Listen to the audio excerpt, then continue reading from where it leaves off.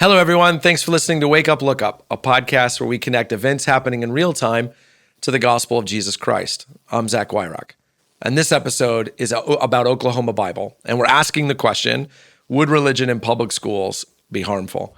It's prompted by a story that's been everywhere in the news this week. I read about it in the New York Times, about Oklahoma State Superintendent Ryan Walters, think Oklahoma's Secretary of Education, who sent a memo to schools this week saying that every classroom in an Oklahoma public school needed to have a Bible in it, and that the Bible needed to be incorporated into the curriculum of every grade from 5th grade to 12th grade.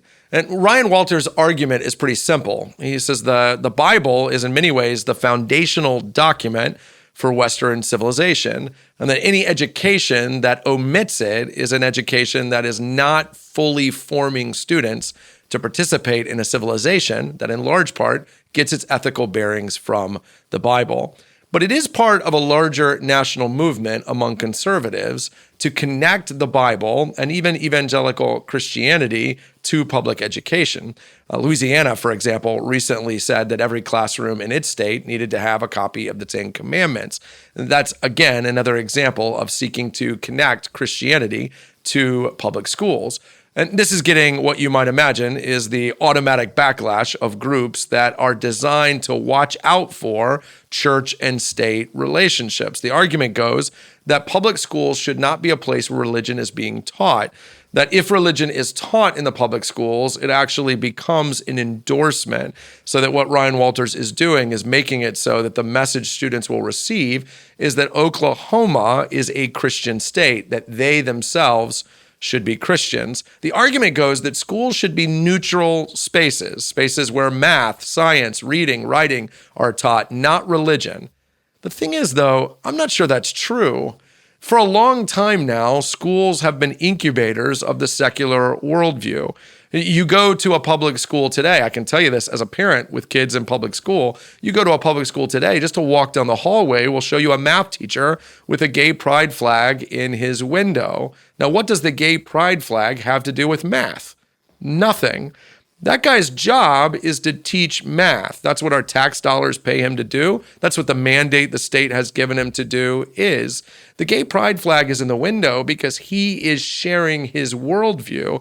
In fact, you might argue he's imposing his worldview on students. He's saying to them, essentially, I believe this and you should believe it too.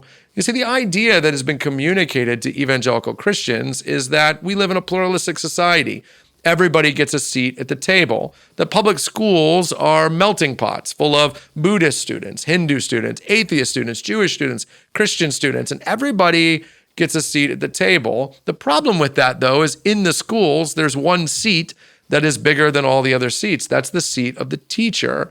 And by and large, that seat is being occupied by people promoting a worldview that is distinct in what it teaches about sexuality, about gender, about religion. In other words, schools are teaching religion. It's the religion of the secular worldview. What Christians are realizing is that we alone bought into the myth of neutrality. We decided to keep our religion out of schools as a way to make a safe space for everyone else. Meanwhile, everyone else was promoting theirs in our absence. So what states like Oklahoma and Louisiana are really saying is if you are going to allow public schools to be incubators of worldviews, then we want in our state a particular worldview to be taught.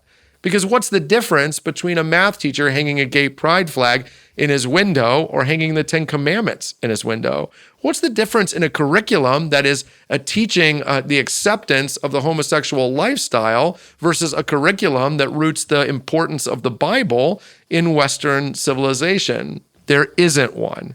So see, I think the government needs to make up its mind.